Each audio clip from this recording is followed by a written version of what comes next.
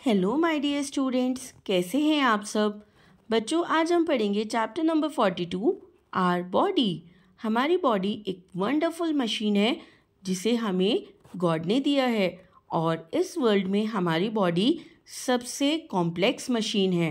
बच्चों, चलिए आज हम अपनी बॉडी के बारे में कुछ फैक्ट्स को जानते हैं।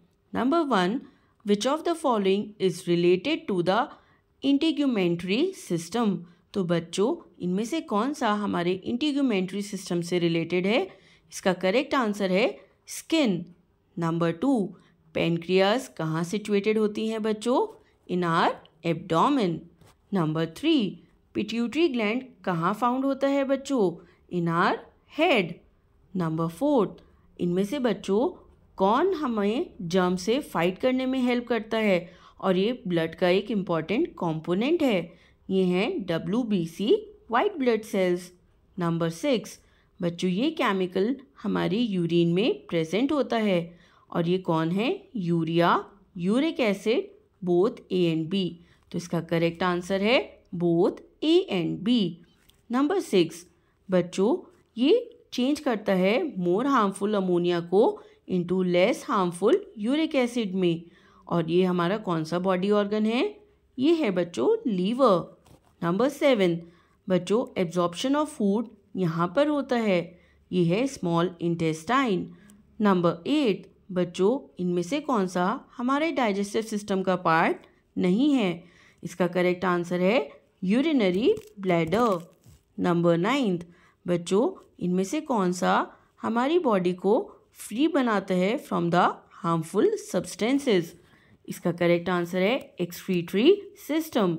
एक्सक्रीटरी सिस्टम की हेल्प से हम अपनी बॉडी से सभी वेस्ट मटेरियल्स को एक्सक्रीट आउट कर देते हैं, जिससे हमारी बॉडी जर्म फ्री बन जाती है।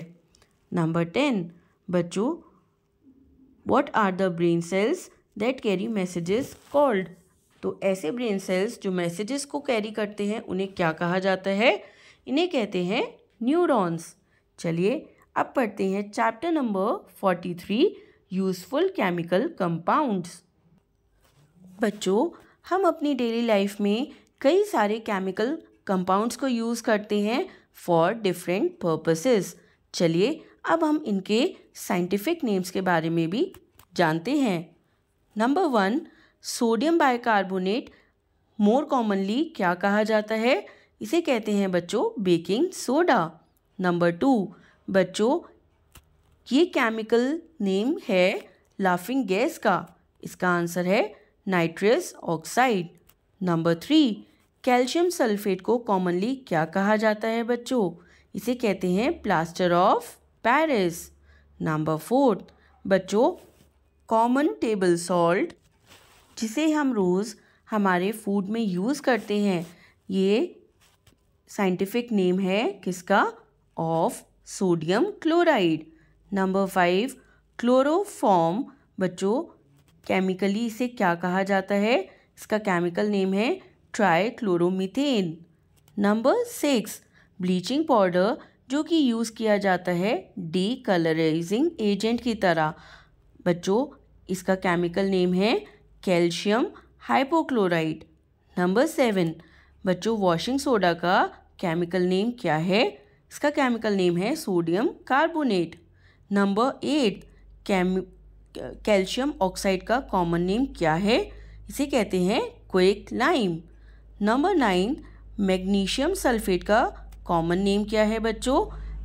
Epsom salt. And number 10, blue vitriol का केमिकल नेम क्या है बच्चों? इसे कहते हैं कॉपर सल्फेट। चलिए अब पढ़ते हैं चैप्टर नंबर 44 ह्यूमन डिजीजेस। बच्चों डिजीजेस हमारे बॉडी को अफेक्ट करती हैं और बच्चों ये हमें बीमार करती हैं। बच्चों ये डिजीजेस 4 मेन कैटेगरीज में डिवाइडेड हैं। नंबर 1, डेफिशिएंसी डिजीज़ जो कि कॉज होती हैं by deficiency of nutrients in our diet. Second होती हैं कम्युनिकेबल डिजीजेस, बच्चों इनका रीज़न होता है जर्म्स। और नंबर 3 होती हैं लाइफस्टाइल डिजीजेस, बच्चों ये कॉज होती हैं हमारे रॉन्ग वे ऑफ लिविंग की वजह से। और फोर्थ होती हैं डीजेनरेटिव डिजीजेस। बच्चों ये बर्थ डिफेक्ट्स या फिर प्रोग्रेसिव डिफॉर्मिटी हमारी बॉडी ऑर्गन्स में जो आते हैं उसकी वजह से कॉज होती हैं।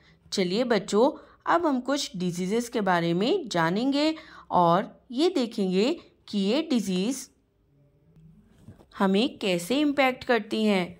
नंबर 1, बच्चों कौन सा ऐसा विटामिन की डेफिशिएंसी है जिससे एक डिजीज़ जिसका नाम है पेलेग्रा होता है।